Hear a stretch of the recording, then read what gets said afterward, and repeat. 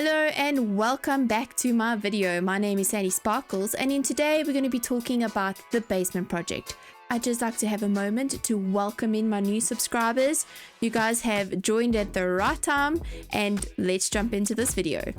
In the last episode, we created this beautiful wool farm. I decided to decorate it using the wool and making a beautiful rainbow walkway. Using these beautiful colors, I'd like to decorate and beautify some of the villager homes.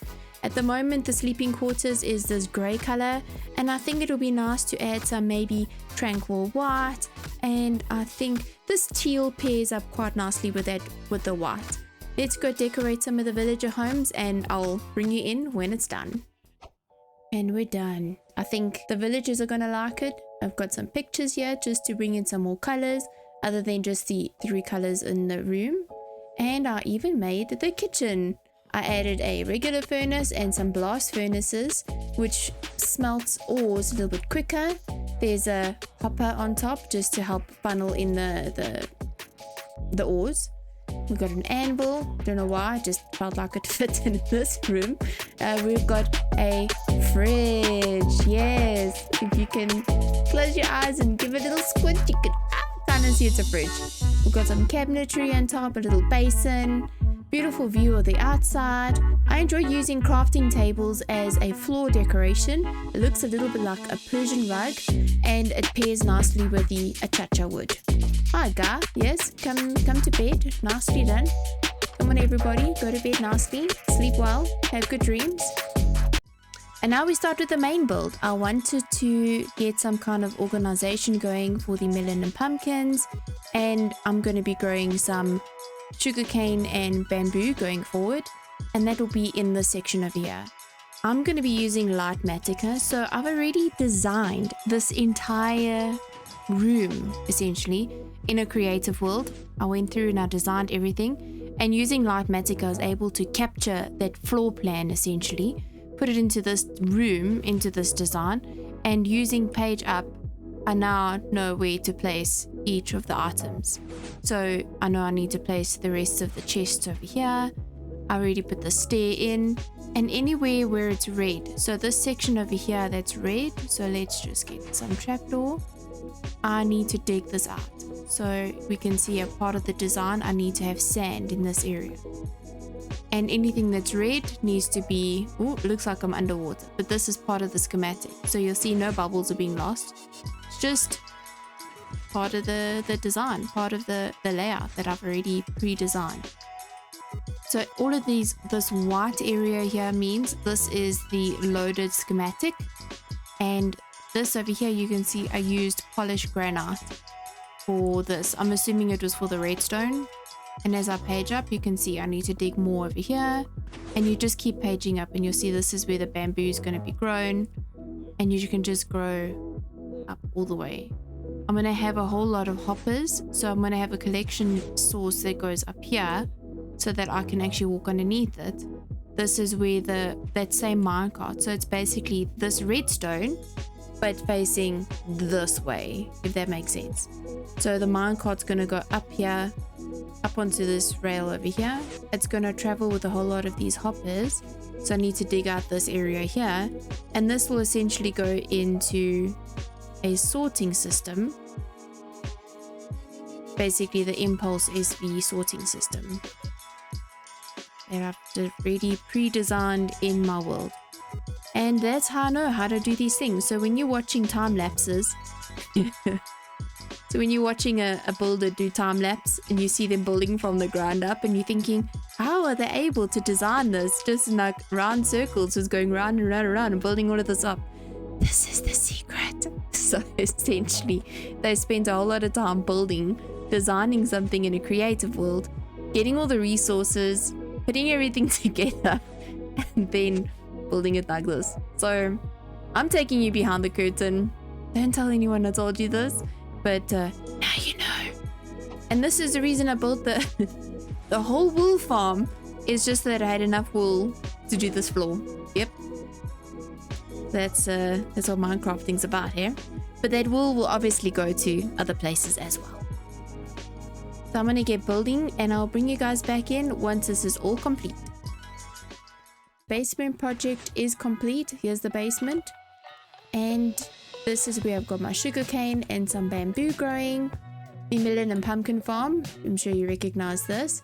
And the reason for building the wool farm is to decorate the floor and start decorating some of the villager houses, just to ensure that we have enough light, and to also make use of the pumpkins that we growing.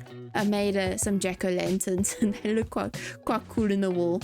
And these are the lines that has pumpkins, some melons. These have been converted into whole melon blocks.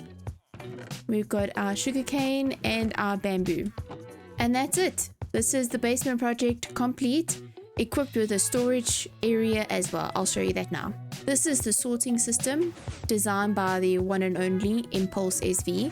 I'm sure there's a video, I'll link it below.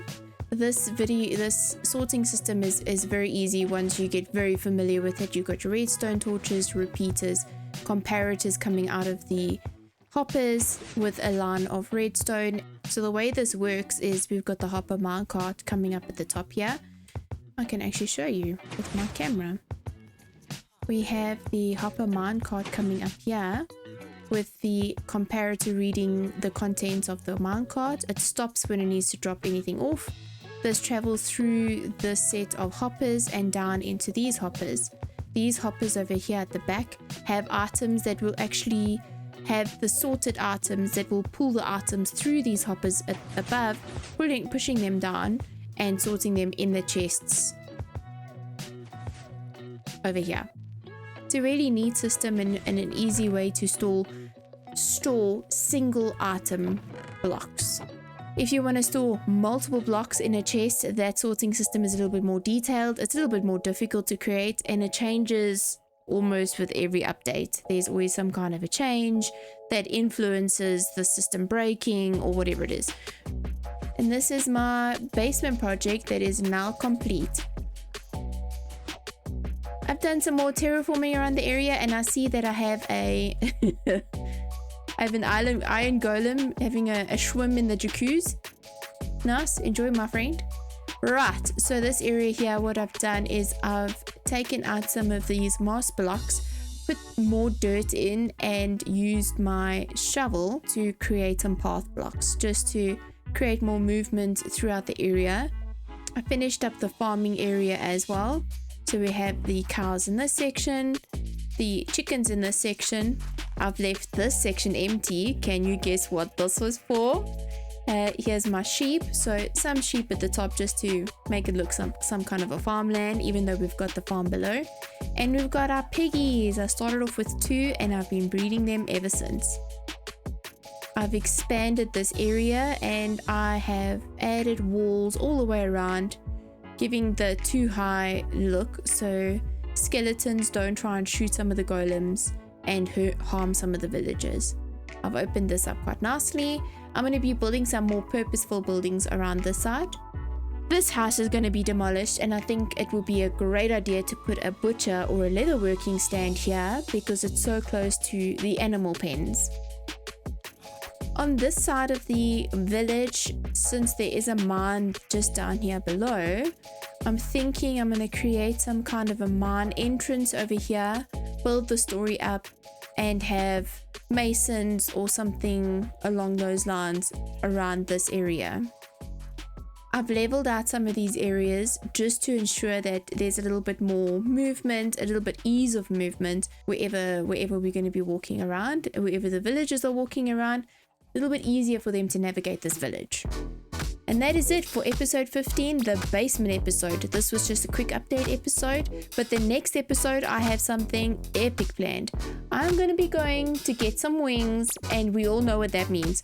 We need to fight the dragon. So make sure that you subscribe for the next episode where we prepare to fight the dragon. We need to make sure we've got enough weapons, potions, and all of those delicious items to make sure that when we fight the dragon, she doesn't kill us and we end up winning. So stay tuned for next episode, and I'll see you then. Bye bye everybody.